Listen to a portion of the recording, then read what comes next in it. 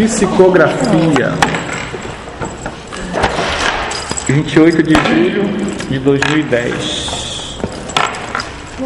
Allan Kardec utilizou a palavra psicografia para indicar a forma de os espíritos se comunicarem por meio da escrita. Psicografia direta e psicografia indireta. A psicografia deve ser desenvolvida pelo exercício. Quanto mais o médium psicográfico se exercita, mais aprimorada e eficiente se torna a faculdade de escrever mediunicamente. A princípio, o médium escreve pequenas frases, com a continuação e perseverança surgem os textos dissertativos, as mensagens mais ou menos longas e até os livros. É importante destacar que a psicografia não é a forma mediúnica indicada para o atendimento de espíritos muito necessitados ou portadores de declarada perturbação. A psicofonia é a mediunidade de escolha, uma vez que favorece o diálogo e o auxílio mais efetivo. Os benfeitores espirituais se manifestam usualmente tanto pela psicografia quanto pela psicofonia. Então, temos aí 3 parágrafos. Psicografia, eu acho que é a mais popular das mediunidades, graças ao trabalho do Chico Xavier, né? Todo mundo já sabe o que é psicografia. Às vezes a pessoa pode ter dúvida do que é psicofonia, mas psicografia, todo mundo aqui sabe, né? Alguém não sabia? Algum de vocês? Então, o que acontece? A psicografia é a mediunidade para se escrever, ok? São textos, frases, mensagens e até livros. Ela não é utilizada na nossa reunião lá embaixo, que é uma reunião de tratamento espiritual, né? A psicografia, ela não é utilizada. Aqui diz bem que o melhor mesmo é a psicofonia, que você lida direto com o espírito, você percebe melhor o sentimento do espírito, né, a abordagem do espírito. A psicografia, numa reunião como essa, ela só teria espaço, como aqui informa, com mensagem dos benfeitores, uma mensagem final, uma mensagem inicial, né? De qualquer maneira, a pessoa já teria que estar exercitando isso, porque você não chega a médium psicográfico de uma hora para outra. Precisa exercitar, precisa ter sintonia com o mentor. Tá bom? Agora, quando ele diz aqui, a psicofonia, psicografia é a mediunidade de escolha, uma vez que favorece o diálogo e o auxílio mais afetivo. Psicofonia. É psicofonia. É a mediunidade de escolha, ou seja, essa é que é a melhor para se escolher. Para se escolher entre uma e outra, a psicofonia é que se escolhe. Isso que ele quer dizer aí. No caso do médium? No caso do trabalho de desobsessão, de esclarecimento espiritual. Quando você vai trabalhar com o enfermo, a psicografia não é boa para isso. Antigamente até eles faziam isso, mas é muito mais complicado. Para que você faça o esclarecimento, a doutrinação de obsessores, perseguidores, enfermos, suicidas, recém-desencarnados, a psicofonia é melhor. Entendeu? Entendi. Classificação dos médiuns psicógrafos. A classificação dos médiuns psicógrafos em mecânicos, intuitivos e semimecânicos foi proposta por Kardec. O codificador se referiu à psicografia direta, na qual o médium utiliza um lápis ou caneta para escrever a mensagem do espírito comunicante. Está fundamentada no gênero ou processo de como a mensagem é captada e transmitida.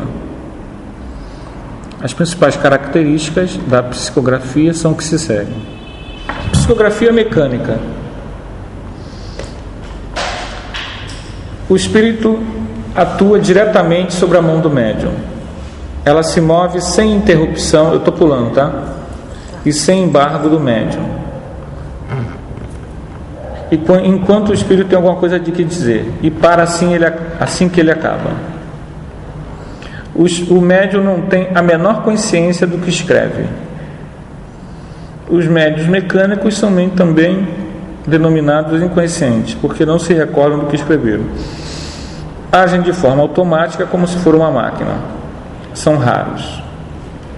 Na psicografia mecânica, o comunicante utiliza os próprios recursos intelectuais, isto é, suas ideias, vocabulário, estilo e às vezes a própria caligrafia de quando encarnado. De outras vezes, somente a assinatura é a que o caracterizava na vida material. Intuitiva, né? Outro tipo de psicografia, intuitiva. O comunicante não atua diretamente sobre a mão do médium. Para fazê-lo escrever, não a toma, não a guia. Atua sobre a alma, com a qual se identifica. A alma, sob esse impulso, dirige a mão e esta dirige o lápis. Não há passividade ou um transe profundo. O médium funciona mais como um intérprete do pensamento do espírito, porque tem consciência do que escreve, embora não exprima o seu próprio pensamento. É o que se chama médium intuitivo. Este é o processo de psicografia mais comum atualmente. Como se vê, o médium intuitivo não deve, se ele é intuitivo, ele não deve se expor a um trabalho de comunicação de pessoas desencarnadas, em que os parentes estão no salão. E às vezes acontece isso, o cara é intuitivo e se propõe a esse trabalho. Às vezes você leva mais as pessoas à incredulidade, as pessoas ficam duvidando, entende? Do que há uma certeza. A doutrina espírita, ela não se fia nisso.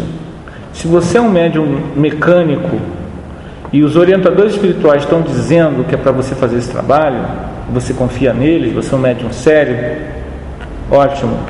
Mas o que se vê muitas vezes é o médium querer aparecer, querer ser um novo Chico Xavier. Isso acontece muito. E isso, na verdade, acaba sendo um desserviço, porque você não está servindo, você está querendo aparecer. É o seu ego que está. Então, o médium intuitivo, ele deve o quê? Utilizar a sua mediunidade intuitiva para uma coisa restrita ao trabalho mediúnico, a orientações restritas a um grupo. Por quê? Porque muito do que ele está escrevendo é dele. Ele está sendo inspirado, envolvido, né? Ele deve utilizar esse envolvimento para a sua criatividade, desenvolver a sua criatividade e não se expor a uma situação de holofote, né? A gente deve fugir disso, como o rato foge da luz. A gente deve fugir disso, entende? Porque não nos interessa esse tipo de holofote. A mediunidade, psicografia, ela, em todas as formas, ela é um chamariz de gente. Nós podemos fazer esse trabalho, mas liguemos o desconfiômetro do médium que só quer trabalhar com isso, da multidão que chega. Por quê? Porque a multidão que chega, muitas vezes, ela está com aquela dor da perda de um ente querido, a perda de um filho, perda da mãe. Nós não podemos querer provar nada à pessoa. A doutrina espírita não tem a intenção de querer provar nada a ninguém. Entende o que eu quero dizer? Você tem que se esclarecer. Kardec já dizia que as pessoas que querem muito prova, essas pessoas devem buscar outros caminhos. A doutrina espírita é para quem já tem a experiência, vivência, compreensão de que a realidade espiritual é um fato. Então a psicografia, ela não deve estar querendo provar nada a ninguém. E muitas dessas pessoas, elas entram e saem do jeito que entraram. Às vezes até joga petardos negativos no médium. Por quê? Por causa da dúvida. Então o médium, ele precisa deixar de ser ingênuo, de querer aparecer para o público. Por quê? Não esclarece as pessoas da realidade espiritual, não mostra, não prova nada sobre vida após a morte, porque ninguém deixa de acreditar ou acredita através de psicografia, por mais provas que você dê numa psicografia. Que aquele que é incrédulo mesmo. Ele vai ter que caminhar com as próprias pernas para um dia, nessa encarnação ou daqui a 200 encarnações, ele acordar. Quem tem que acordar é ele. Nós não temos obrigação de impor essa realidade da doutrina espírita para ninguém. Não, vocês que são médios, não peguem essa missão. Nós não temos que provar nada a ninguém. O médium tem que trabalhar para ajudar as pessoas. Entende? A gente não tem que... se médiuns, grandes médiuns que houve aí, como Chico Xavier, Peixotinho, Eusápio Paladino, Mirabelle, tanta gente boa que já passou e já mostrou uma série de coisas, e você ainda vê as pessoas incrédulas. Como é que a gente, cheio de dívida para pagar, vai se preocupar em querer provar alguma coisa para alguém? A gente vai, muitas vezes, você quer provar, você é chamado, não, você vai lá na Barra, aí você vai naquela mansão na Barra, não, aí você quer mostrar que porque você está ali, aí isso é um problema, gente. Essa bajulação que às vezes o médium é levado, isso é uma coisa que a gente tem que evitar. Muito ruído, muito bafafá é sinal de que a pessoa compreende um pouco, porque mediunidade é coisa natural, não tem nenhum mistério nisso. O médium não é um sacerdote, um hierofonte, um ser mais evoluído, um ser de outro mundo. Ele é um ser desse mundo, e todo mundo é médium. Às vezes você nem é espírita e tem experiências, né?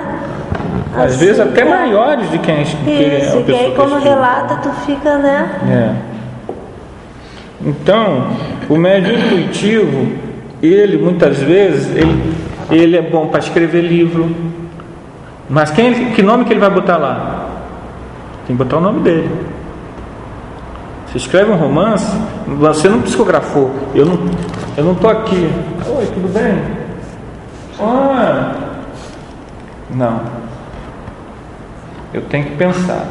Eu tive uma ideia, eu vi uma coisa, eu sonhei com não sei o quê. Acho que eu vou escrever um livro sobre isso. Ela assim, eu me lembro. Então eu vou botar essa pessoa. Aí você começa a se envolver por aquela atmosfera. Os espíritos estão ali te intuindo, né? Mas você, de forma alguma, não é um trabalho daquele espírito. Eu já vi coisa, essa realidade da espiritualidade. O cara escreveu um livro. O livro tem seus méritos, mas o livro não vendeu, ninguém comprou o livro. Aí depois, o que ele botou? Ele fez uma segunda edição do livro e disse que o livro era do Ramatiz, porque ele foi inspirado. Eu não estou dizendo que ele não foi inspirado pelo Ramatiz. O que eu estou dizendo é o seguinte: psicografia é psicografia. Se é psicografia, não tem como a pessoa esconder isso, porque a tua mão está mexendo sozinha, você não está mexendo. Agora, mediunidade intuitiva é outra coisa. Você não pode botar o nome do autor ali, porque aquilo é tua ideia. Ele joga um conjunto de ideias e você elabora isso. Isso não é demérito, é bonito. Há grandes trabalhos artísticos, grandes trabalhos da área da música, dos grandes compositores, da grande pintura, em que houve um trabalho intuitivo. Entende? Não é nenhuma... não é demérito, não é uma coisa que pese contra. Mas só que você não tem como, na mediunidade intuitiva, colocar um autor. Aqui ele diz o quê, hein? A alma sobre o comunicante não atua sobre o médium, atua sobre a alma com a qual se identifica. São as minhas ideias, meus pensamentos. Como é que eu vou dizer que não, ela viu um fulano, aí eu vou botar, depois eu falar, não sou eu que estou falando, é fulano? Não, de jeito nenhum. Sou eu, é minha responsabilidade, e se acertei, realmente, se acertei, teve alguma coisa de bom, foi inspirado. Agora os erros são todos meus. Então, gente, a gente tem que ter, acima de tudo, o médium, o espírita, tem que ser autêntico e se livrar dessa coisa. Esse pessoal que quer ser seguidor, isso aí a gente tem que se livrar. Ser seguidor, o cara não quer, quando ele quer te seguir, quer te guiar, quer te perguntar as coisas, você tem que se livrar, porque a pessoa tem que estudar, tem que se esclarecer, ela tem que vivenciar, né? Vamos para lá. Psicografia semimecânica. No médium puramente mecânico, o movimento da mão independe da vontade. No médium intuitivo, o movimento é voluntário, quer dizer, é da vontade do cidadão, do encarnado. O médium semimecânico participa de ambos esses gêneros. Sente que a sua mão uma impulsão é dada, malgrado seu, ou seja, independente de si, dele mesmo, mas ao mesmo tempo tem consciência do que escreve. São médios relativamente comuns,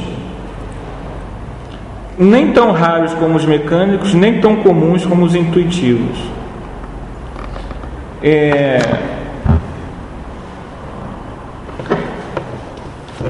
A psicografia,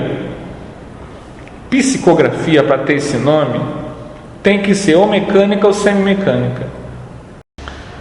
Os médios semimecânicos ou mecânicos, todos dois trazem interferência na mensagem. É lógico que um semimecânico, ele pode até interferir mais. O Divaldo Pereira Franco conta que o Divaldo tem romances com Victor Hugo. Victor Hugo foi um grande escritor francês que viveu no século XIX, e ele psicografou romances pelo Divaldo Pereira Franco e pela Zilda Gama, depois de desencarnar. E o Divaldo conta que quando ele psicografava o romance, ele começou a torcer pelo personagem, porque ele via como se fosse um cineminha a história, e ele começou a torcer pelo personagem, para o personagem não sofrer, aí o espírito chegou e começou a misturar os textos. Ele, o espírito, em vez de escrever a história como a gente lê, ele fez a página 30, depois a 50, depois a 80. Aí ele falou: por que o senhor fez isso? Porque o senhor eu sou o autor. O espírito falou para ele: eu sou o autor, não o senhor. O senhor está torcendo para o personagem, o senhor vai mexer na história. Entende? Porque o semimecânico, malgrado o médio, o espírito está agindo, ele está às vezes lendo, acompanhando.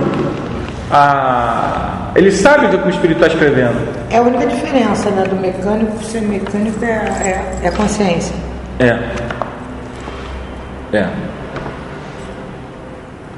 Mas porque a história não é dele. A história não é dele, é do Victor Hugo. E o espírito que está. Então ele misturou os textos para que ele não pudesse interferir ao palpite dele. E a interferência acontece, gente. A interferência acontece. Nós precisamos entender o seguinte: o psicógrafo comum, seja mecânico, seja semimecânico, ele só vai trabalhar a psicografia para mensagens locais, para o grupo, para a reunião mediúnica. Ele não deve pensar em, como já aconteceu, eu já vi acontecer aqui, o médium psicografar e querer que leia a mensagem para todo mundo na segunda-feira. Isso é uma complicação. Por quê? Qual é a complicação disso?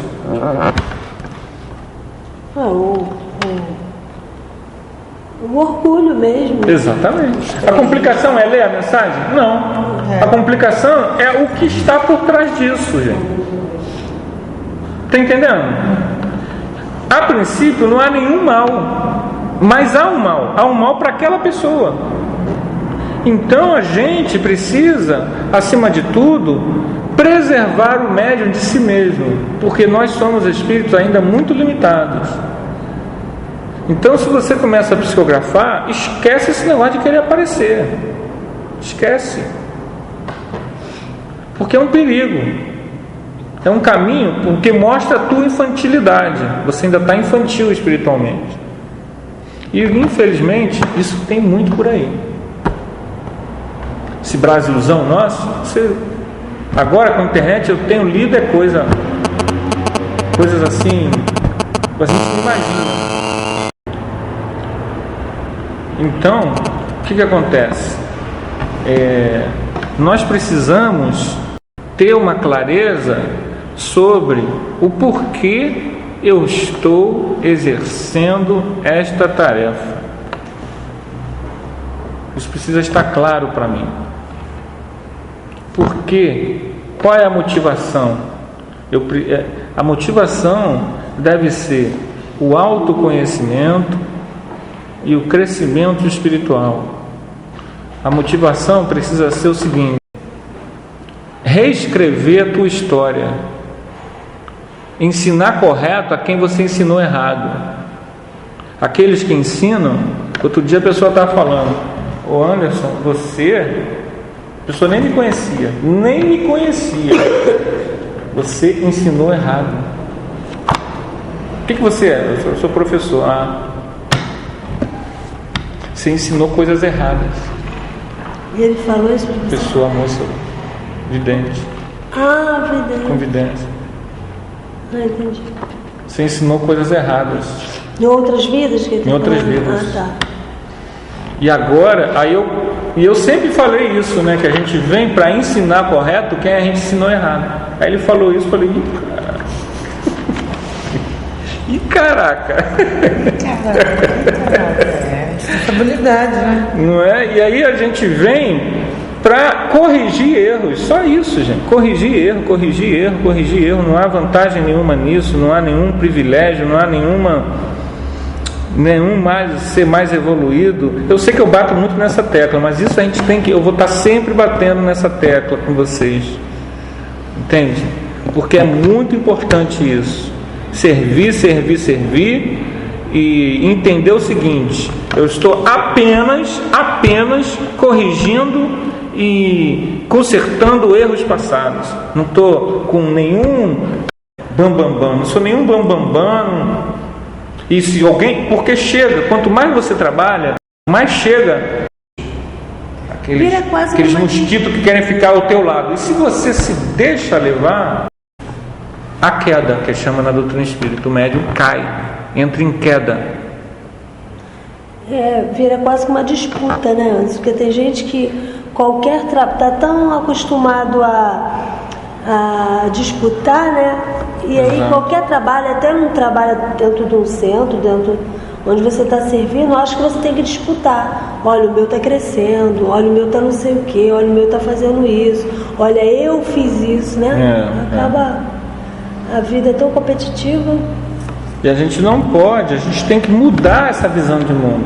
A gente tem que deixar de ser competitivo na vida, trabalhar a partir da doutrina espírita para lá fora com outros valores, né? Não é esse processo de competição. é agora autoconhecimento, crescimento, esclarecimento, discernimento, vivenciar o espiritual na Terra. Eu sou um espírito reencarnado, mas sou um espírito. Então, eu estou no mundo espiritual aqui e agora. Eu não estou no mundo espiritual quando eu desencarnar. Eu estou no mundo espiritual aqui e agora, porque eu entro em sintonia com o espiritual aqui e agora. Então, aqui e agora, eu tenho que saber o que eu quero, as minhas escolhas, porque aqui e agora eu estou fazendo.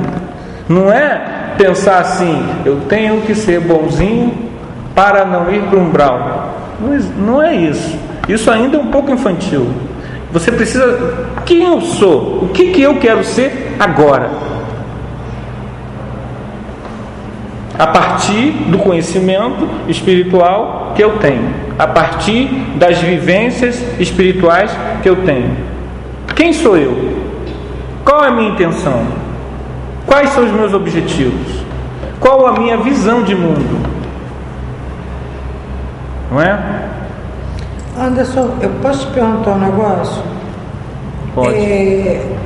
Às vezes, né, a gente sabe que cientificamente, eu não sei te explicar cientificamente, mas a gente sabe que dentro do nosso cérebro tem umas partezinhas assim, chama consciente, inconsciente, cerebelo, não sei o que ele que nos dá, que nos manda a mensagem. Eu sei distinguir quando é uma mensagem intuitiva e quando é uma coisa da própria matéria, tá? E às vezes quando eu ficar na dúvida, o que é coisa da própria matéria? Daqui mesmo aí da parte científica, da parte científica, da parte cerebelo, da tua mente. Não, física intuição. Mesmo. Não, porque, veja bem.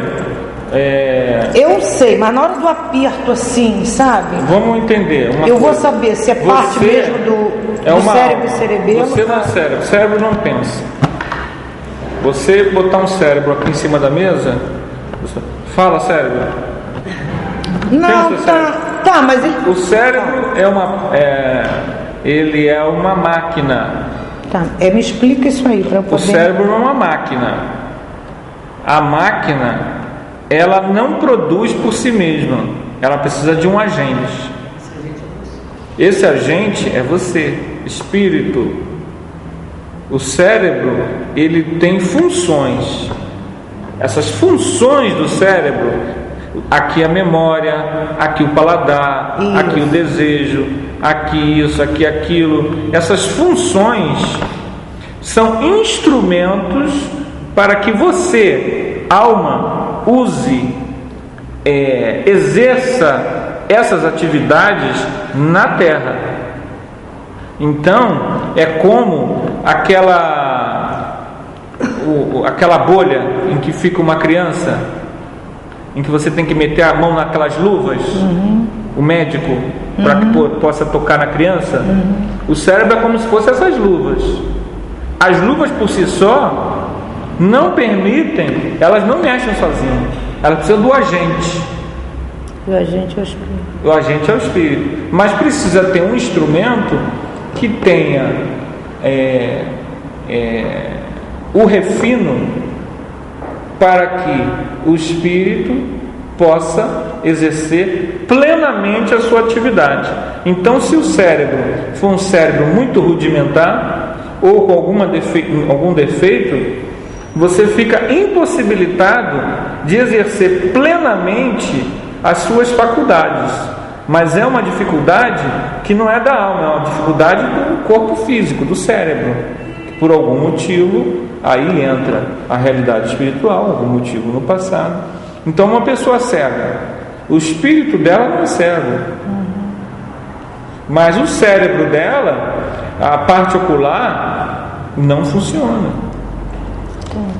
Então, há uma limitação física, que não é uma limitação da alma. A alma, fora do corpo, há pesquisas, né, de pessoas que saem do corpo e que têm clarividência, que são cegos.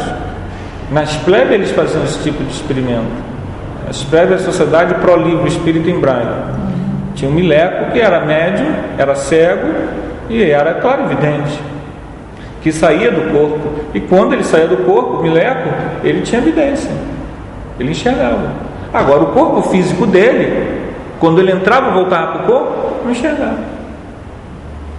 Então, isso é uma parte da sua pergunta. Agora, a sua pergunta não foi bem essa. A sua pergunta, você quer saber o seguinte: como distinguir algo que é meu, da minha mente, e algo que é espiritual? É isso a sua pergunta? É porque eu forçosamente, eu matéria, eu assim, eu posso estar conduzindo, tá, aquele ato, tá? Então você, não, então, mas eu sei que lá no íntimo, lá dentro, eu estou forçando aquilo ali, não que seja uma intuição, não que, entendeu? Não, sou difícil de passar as coisas, porque Vocês entenderam? Eu estou conduzindo, sabe?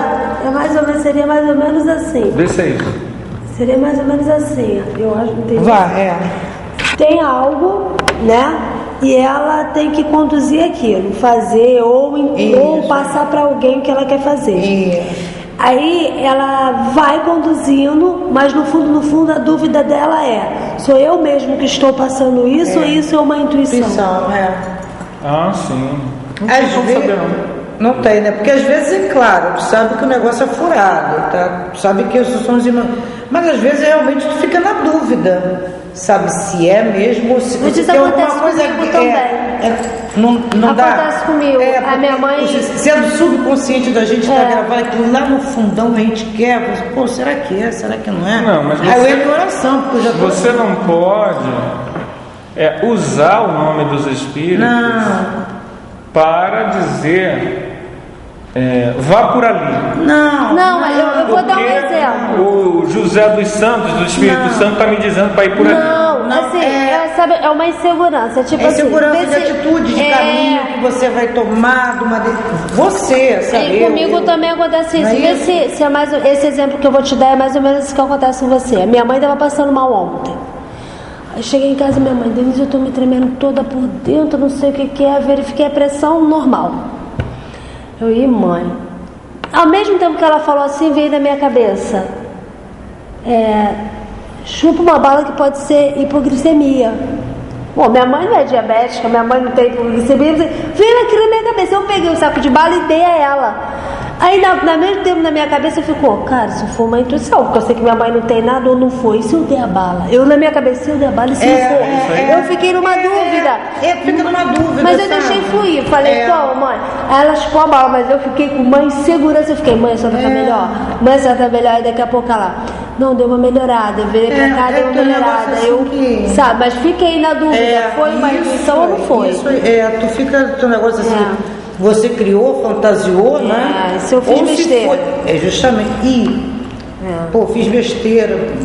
Foi coisa lá do meu... A gente não pode... Vocês têm razão em colocar em dúvida ideias que vêm à cabeça, porque a gente não pode agir colocando responsabilidade nos espíritos e nos nossos atos. Temos que esquecer isso. Se você toma uma decisão, a decisão é sua, para o bem ou para o mal. A decisão é sua, você é responsável. Aí aquela coisa: estou com vontade de andar de skate. Vou andar de skate hoje. Aí morre. A culpa não é do espírito, é a pessoa que andou de skate, entendeu? Não, mas eu fui, puxa, eu vou por aqui, não vou por ali não, vou por aqui. Aí é multado. A vida humana é uma vida em que, para a gente crescer, a gente tem que tomar decisões. Crescer espiritualmente, você tem que decidir, definir, discernir, optar, escolher, praticar, aprender, errar, levantar. Essa é a tarefa dessa encarnação. É a gente saber... E questionar também, né? Não, exatamente, é o que eu estou falando. Questionar o tempo todo. É porque eu questiono, eu mesmo. Às vezes eu vou dizer assim, eu vou andar de skate, aí você, peraí, mas por que eu vou andar de skate?